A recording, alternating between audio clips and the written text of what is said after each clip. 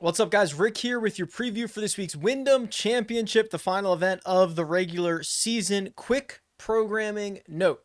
In just a few hours, Armina and I will be wheels up towards Nashville to play the highly anticipated round of golf with John Daly.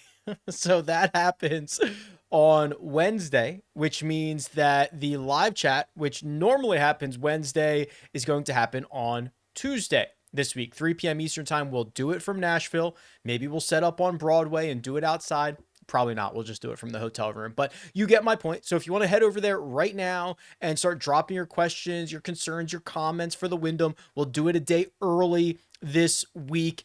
And yeah, the room should be set up right now. You can go over there and fire away. Other than that, rest of the week should be as planned, and then hopefully you'll see some cool stuff coming out of out of Nashville in the next couple of days.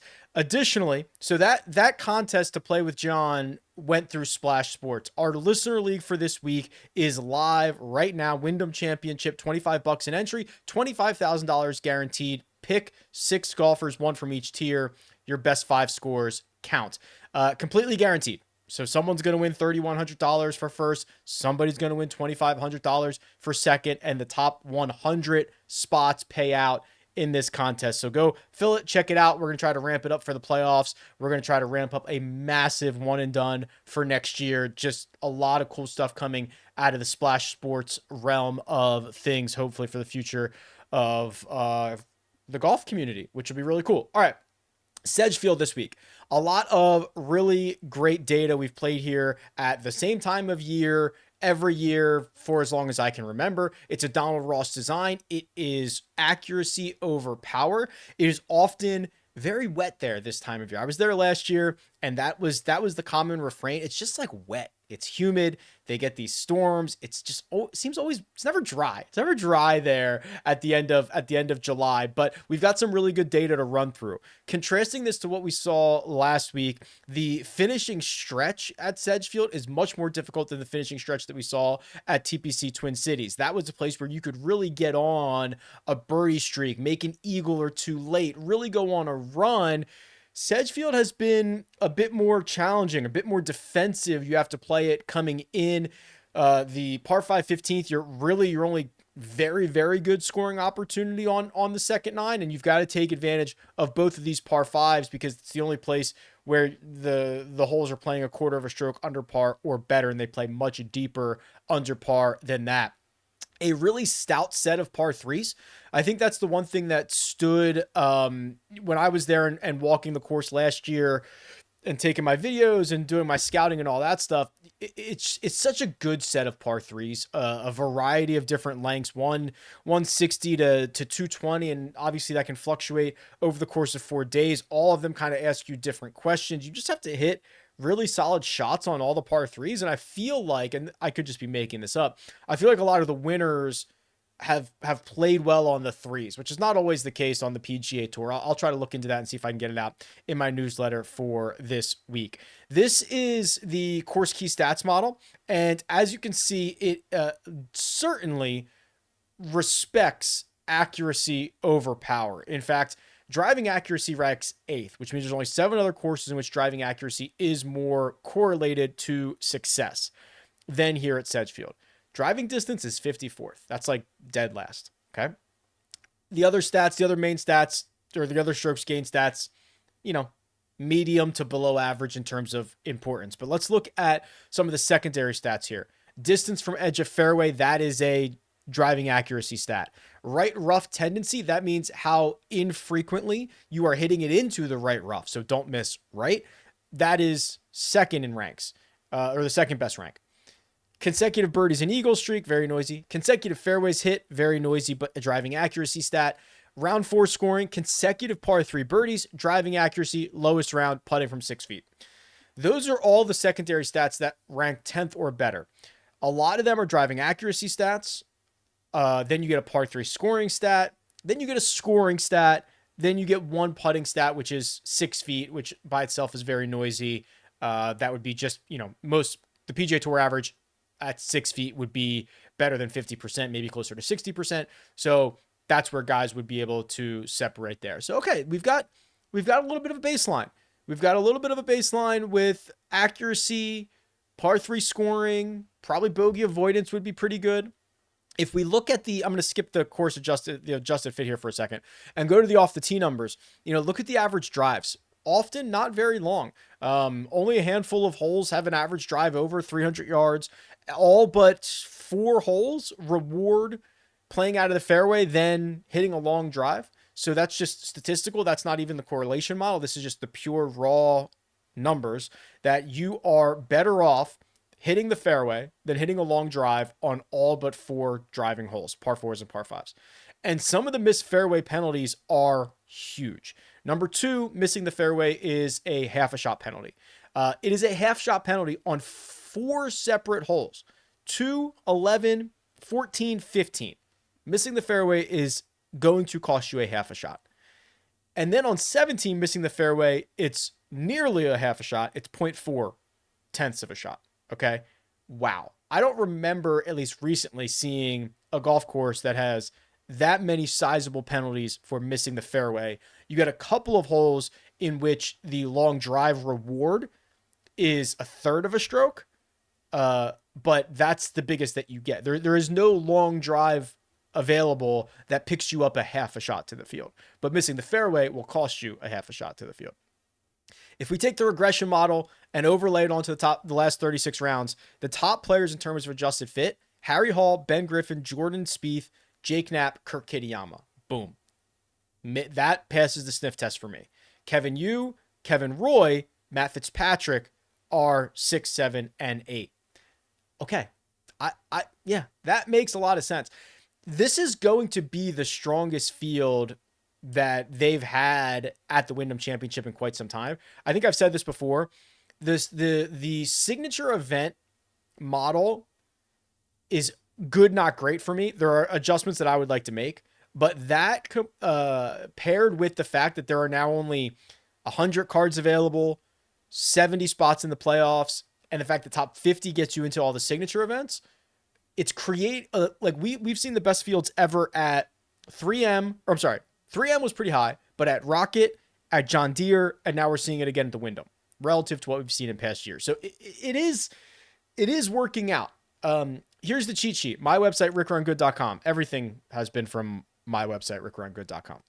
So we've got 3 golfers over $10,000. Matt Fitzpatrick, Keegan Bradley, and Ben Griffin. Last week, I think there was hesitation in the 10K range. This week, I get it. And I think I'm interested in all of these guys. Matt Fitzpatrick, if you haven't been paying attention, has been one of the better players on the PGA Tour in the last month. His last 4 starts have all been T17 or better. He's got back-to-back 4th place finishes. If you want to say, okay, but those were overseas, they were, but he had a 17th at Travelers and an 8th at the Rocket Classic. The good news for that is those are very different driving golf courses. Travelers rewards accuracy, not distance. It's a very, very short course. And then Detroit is hit it anywhere and go find it. Matt Fitzpatrick gains strokes off the tee significantly in both of those places and puts together good finishes at both of those places. So I tend to think that now we're getting to the point where Matt Fitzpatrick's game is traveling. Doesn't really matter what kind of golf course it is. There's a lot of different ways he can get it done, which is similar to the 2022 version, maybe the 2023 version that we saw of Matt Fitzpatrick. He has not played this golf tournament in 7 years. So you don't even care. You shouldn't care what the result was in 2018. It was a T36, but that you should not care about that. So interesting spot for Fitzy here. Plenty to play for, coming off a rest, right? Had the off week at the 3M, so gets back acclimated to the time zone and getting back from overseas. So like all good, all good. Ben Griffin, should I go to Keegan next because he's the most expensive? Keegan, I think, is a good, not great option. I think the problem for me is that I'm going to want to go to Ben Griffin, who we'll get to in a second, and I don't mind paying up for Matt Fitzpatrick. So I just think that Keegan is going to be in a pretty awkward spot for me. Now, he's played here 3 times. He played here in 2024, but then it was a 7-year break. He's finished 22nd, 42nd, and 46th. Okay results, nothing spectacular. But again, only one of those was in the last 8 or 9 years. The advanced metrics for Keegan are sound. Tee to green, he has not lost strokes tee to green since Pebble Beach. The putter is, I know it wasn't good at the Open and it wasn't good at the Rocket Classic, but it's really started to heat up. He obviously put it together for the win at the Travelers. That is definitely a concern that Keegan could finish with 7.5 strokes gained from tee to green and 3 negative with the putter and just finish T30. And now you're paying $10,300 for that. Like, that is absolutely in the range of outcomes at any golf course because of the way that he putts. The third man in this 10K range is Ben Griffin, who I will say factually, he is coming off 2 missed cuts. In reality, he has not lost strokes to the field since the Truist Championship. So he gained strokes at the John Deere and had a better Friday than Thursday. And then he gained strokes at the Open and had a better Friday than he did Thursday. How can I penalize a guy this badly? And if you remember, and I've said this 1,000 times, he was awesome at the John Deere until he doubled 8 and bogeyed 9 his last 2 holes on Friday to miss the cut. He played 34 great holes that week. So this to me, yes, box score wise, he's missed 2 consecutive cuts. Really, he's playing significantly better than that. He finished T7 here last year. He missed the cut in 2023. He finished 4th in 2022. We have not seen him since the Open. We've not seen him play 4 rounds in a month. I'm wondering now, along with the $10,100 price tag, which is probably the most expensive. Well, that didn't age very well. He was $10,400 at the John Deere, but one of the more expensive prices that we've seen on Ben Griffin, coming off of back-to-back missed cuts, hasn't played all that much, which is crazy for him. What does the industry do? I have a feeling I'm going to get hotter on Ben as we go along this week. I want to look at these 3 in terms of the radar numbers. So what I'm going to do, and actually I'm going to sort this. So here's the 3 guys at the top. So we've got 3 pretty similar-ish players off the tee here. All 3 of them do not curve the ball a lot, 44 to 48 feet of curve. This is the new radar tool, by the way. Matt Fitzpatrick's ball speed is the fastest in 2025, with Ben Griffin coming in second and Keegan in third, but 174 for Keegan is still pretty good there. I'm trying to see which way they work it. So, the dog-leggy nature and tree line nature of this golf course, I kind of would prefer if you're able to work it in a lot of different directions. And I would say all 3 of these guys do. All 3 of them can hit the straight ball.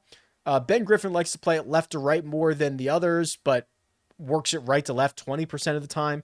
If we go to Ben Griffin's stat profile, or actually, excuse me, his actual like radar page here, I don't think we're going to see anything too concerning.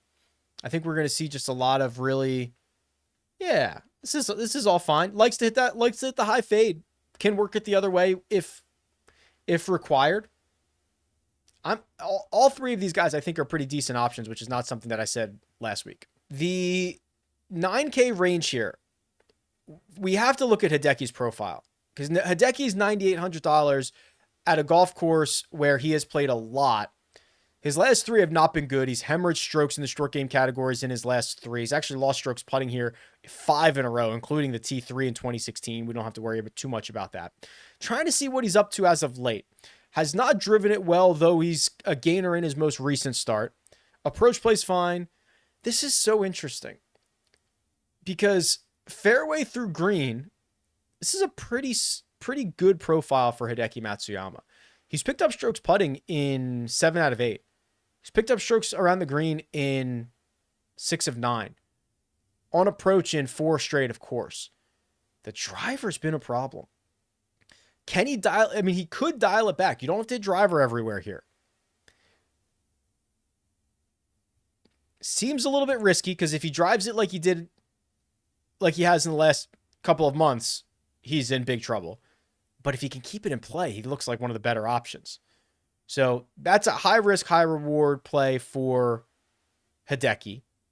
Has Robert McIntyre played here before? He has. Okay. Played here last year, missed the cut. Played here 2021, T65. Very good profile. Very good tee to green numbers. Hasn't lost there since Harbortown. Seems to really be comfortable with his game. His last 3 majors were great. He's played and contended in signature events. Okay. We haven't found anything not to like yet. Jordan Spieth. Man. I want to be ready for Spieth. I just am such a believer, but I'm not sure that this is particularly the week. Let's see what's going on with Harry Hall and Jake Knapp here before we start making any declarative options. Okay. Harry Hall's missed 2 straight cuts here, and then I want to look up Jake Knapp. Okay, so here's kind of what I feel like is happening. Hideki is a blue chipper with a lot of risk. McIntyre is definitely a step down, but feels a little bit safer. Jordan Spieth is, unfortunately, I think we're a touch too early on Spieth, but I want to be there on this FedEx Cup playoff run, but not sure this is the best spot for him. Harry Hall, good, but has missed consecutive cuts here, and he's lost strokes on approach in his last 2. That's worrisome. I think we run Jake Knapp back out there again. $9,100. He was in the optimal lineup last week. Played to win last week, which I love. Going for it on 18, trying to move into solo second, ends up hitting it into the water and finishing in a tie for third. Still gained strokes in all 4 rounds last week. Still put together a complete gain. A complete gain in 2 out of his last 4. The putter has really heated up, and he is showing us that you can rely on him on courses where you need to dial it back, on courses where, like, he is a bomber, but he is not reliant on just bombing it and not worrying on accuracy.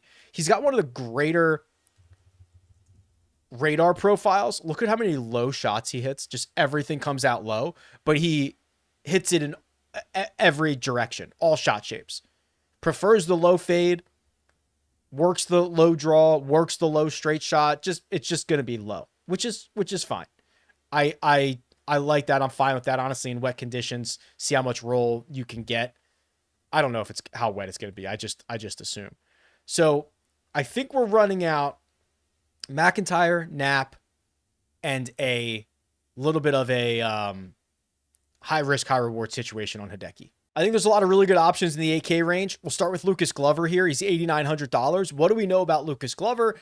Basically, you play him on courses that he should be good on, and he usually shows up for you. Wyndham Championship, absolutely one of those. He won here in 2023. I know he's got more missed cuts, but the experience is massive, has played well here over the years, obviously, and in most of these years, he has given away 4 to 6 strokes putting, which is not completely outside the range of outcomes for this week, but he's been a lot better with the putter. He might only lose you 2 strokes with the putter this week, and he might gain you 1. That's the better range of outcomes, or the more recent range of outcomes for Lucas Glover. This is a course that should be a really good fit for him, and he usually plays well at those golf courses. Siwoo Kim, we've got to look at this, because when Siwoo gets to the Wyndham, Siwoo shows up.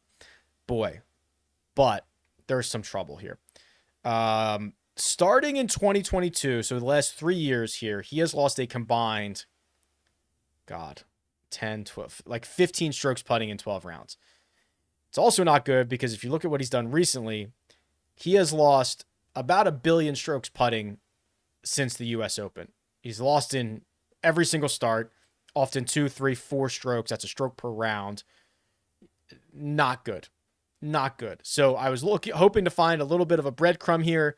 This would be a little bit more of a dart throw in terms of experience, but even the last couple have not been good for Siwoo. Kurt Kitayama is interesting from the standpoint that he's not done. He can't be done. You know, winning the 3M moved him to 53rd in the FedEx Cup standings. He needs more, right? You can't take the sigh of relief right now. You can do that in a couple of weeks. You cannot do it right now. If he can stay in the moment, this is a great spot. He picked up 10 strokes tee to green at the John Deere. He picked up 13 in his victory. If you start going back to so let's go back to some of these previous, So like going back to the fall, Kurt Kitayama picked up 12 strokes tee to green, 12 strokes tee to green, 11 strokes tee to green, three in a 4-week stretch. He is absolutely capable of doing this. He was doing it before the slump. He's doing it after the slump. If he's out of the slump, he's a pretty good option. I just worry about that mindset of like, can I keep going?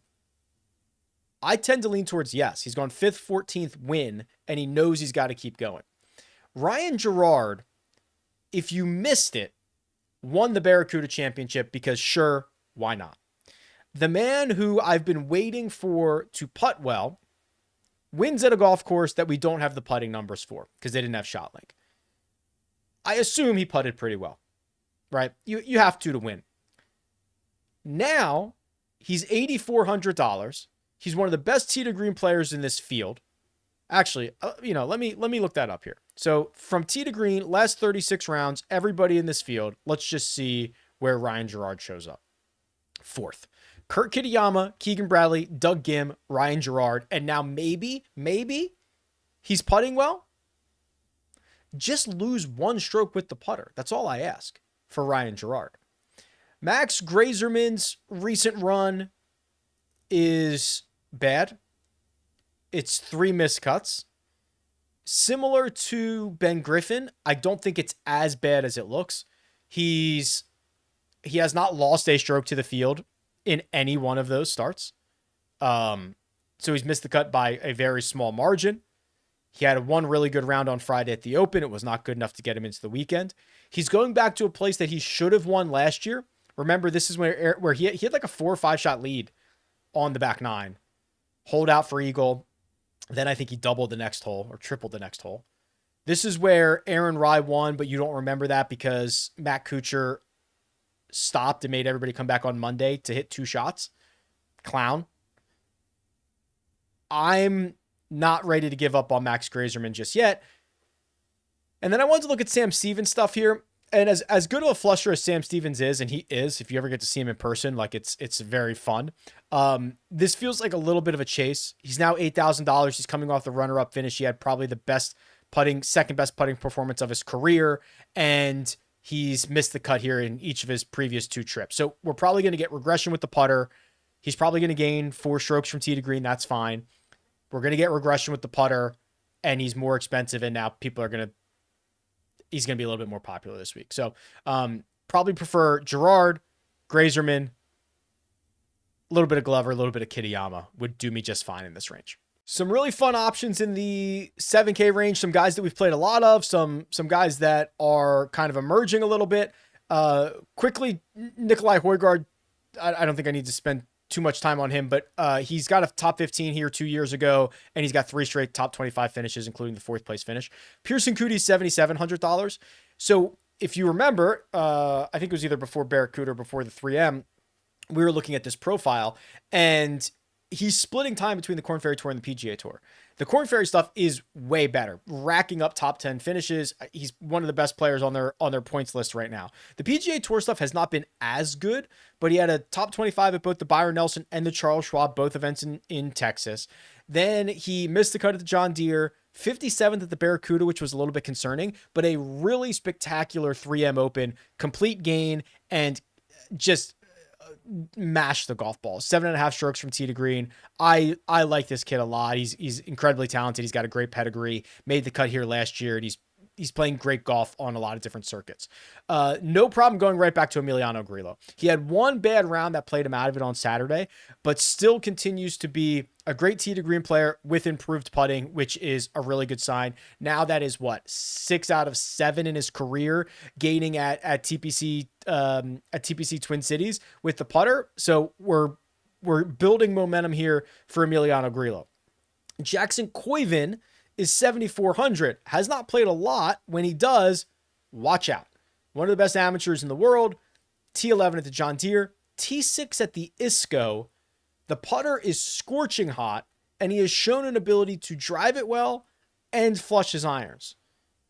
Not always, but it I mean, it's like 20 years old, right? Yeah, just absolute raw, go after it. Love this kid. Really looking forward to seeing what he can do this week. Very small sample size, but what we've seen so far is solid. I still don't understand why Christian Bezuidenhout is $7,200, why he's cheaper than Max Homa, for example. He's having a much better year. He's having a much better recent run. He's a great putter. His iron play has improved significantly. He's got 2 top 20s in his last 3 starts and a 35th at the Open. I don't know what we're doing here, right? He's never missed a cut at the Wyndham. I just don't know why. I mean, I don't think it's egregious, right? I don't think he should be like $8,900, but I also don't think he should be $7,200. And I don't really see anything to change my mind on that. Golf season has kicked off, and there's no better place to sweat the action than DraftKings Daily Fantasy, the ultimate destination for fantasy golf fans. Right now, DraftKings is giving new customers a chance to play free for their share of millions in prizes with their first deposit on the DraftKings Daily Fantasy app. It's simple to play. Build your dream lineup while staying under the salary cap, then sit back and watch as your players rack up points. Every birdie, every bogey, every clutch putt, feel the intensity of every shot. William Mao would be a good buy for this week. William Mao won the ISCO. Did you know that? You might not have, because it was opposite of the Scottish. He won the ISCO. Then the first start back after the ISCO is the T7 last week, the 3M. It is true that both of those were way better putting performances than we've ever seen from him before, but he's now gained strokes tee to green in 5 straight, so don't worry about the putter on that. A lot of confidence, a lot of fist pumping, it was, very cool to see him gut it out down the stretch of the 3M Open, gain strokes to the field in all 4 days. I'm not going away from I almost called him William Wow. It is William Mao, and I don't think many people are going to play him. Download the DraftKings Daily Fantasy app and enter promo code RickDFS to play free for your share of millions with your first deposit. That's RickDFS for new DraftKings customers. Just download the Daily Fantasy app today. The crown is yours. All right, let me get you a couple diamonds in the rough here in the 6K range. David Lipsky has been playing a lot of great golf. And you can see right after the missed cut at the Rocket Classic, which was his 5th consecutive missed cut, something happened. I don't know what it is, but something happened. T3 at the John Deere, complete gain. T28 at the ISCO, just lost a little bit with the putter. T32 at Barracuda, we don't have the strokes gain breakdown from there. And then T3 last week at the 3M Open, complete gain, very good profile. So in the last 12 measured rounds that we have, he's gained 15 strokes from tee to green. Very close with Kurt Kitayama. Maybe draws a little bit of inspiration from the victory from Kurt last week. That's a real thing. You hear about it all the time. Kind of see the results of it. David Lipsky's playing great golf for $6,800. Brian Campbell is Lucas Glover light, I think, which is, I think I know the courses that he plays well on, although I guess he won in Mexico, so maybe I should throw that out the window. Maybe I don't know the courses that he plays well on. I just know he should play well here, right? Accuracy, precision being rewarded. He's one of the shorter hitters on the PGA Tour. Rarely misses a fairway. When he does, he misses small. He's great in the right rough tendency, which is what we saw earlier. I think this should be a good spot for him. Obviously, he can win golf tournaments. I think this should be a good spot for him. Thomas Rosenmuller, probably haven't spoken much about him, and probably should start talking more about him, because now we've got 3 straight top 30 finishes, ball striking numbers that will make your eyes pop, +3 off the tee at the 3M, +4 on approach, +3 at the ISCO off the tee, +4 on approach. Combined 4 at the John Deere in 2 rounds. Has he played the Wyndham? Probably not, no. We're starting to find our footing here if you're Thomas Rosenmuller, who has plugged leaks. It seems to be a very good driver of the golf ball. Let's see. Yeah. Big club head speed guy. Not as accurate as I would like, but I'll tell you what, he's pretty accurate. 60th on tour, which means in this field he's probably like 30th. When he misses big, which is a little bit of a problem. When he misses big. And he's got a big right rough tendency. Do I have enough Rosenmuller drives in the radar? Let's see. You have to have a minimum number to qualify. Okay. Plays it low. Very Jake Nappy off the tee. Likes to play it low in a lot of different directions. Rarely goes high. Interesting. Just trying to see what's going on in his game. Okay, cool. Yeah, I don't mind that. That was the last guy that I was super comfortable with. He's 6,500. Let's see what the model has to say. So if we remember how to do this, or I know how to do it. If we remember what the key stats and stuff said, I'm going to try to follow that pretty closely. So we're going to just do 20 on strokes gained total last 36. Just give me the best players. And then we're going to do driving accuracy. This might be a good drive percentage situation. I'll tell you what, we'll kind of put them together. We'll do 10 on accuracy, 5 on good drive, 5 on fairways gained, which is, so we just got like a bunch of that. We're then going to do putting on Bermuda for 10, putting inside 10 feet for 10. Then we're going to do Sedgefield for 15.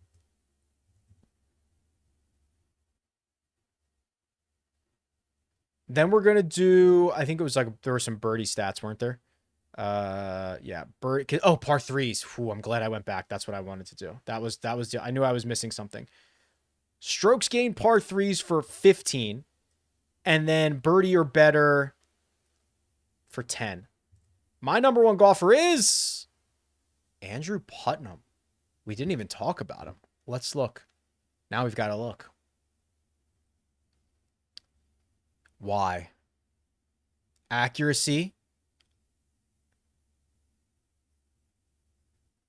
Why is he popping up?